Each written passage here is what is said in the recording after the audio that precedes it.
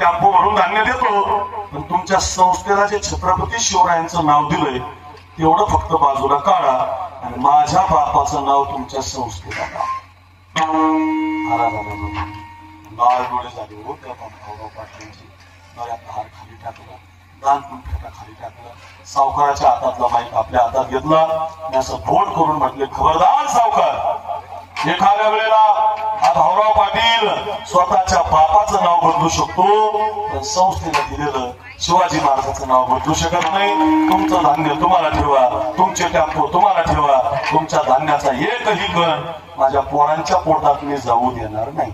मला एक विचारायचं तुम्हाला, 10 मिनिटं झाले तुम्ही का ऐकली? गरज होती का नाही धान्याची? होती. पोरं उपाशी होती का नाही? होती. किती गरज होती त्यांच्या एवढी त्यांनाच, तरी सुद्धा त्यांनी ते धान्य घेतलं नाही का? कोण देतय? गावासाठी देतोय का? याचा अजिबात नको. फायद्यासाठी देतोय का? अजिबात नको. दुःखातला देतोय का? अजिबात नको. त्रासातला देतोय का? अजिबात नको. कोणाच्या वाट्याचं? अजिबात नको. उदास विचार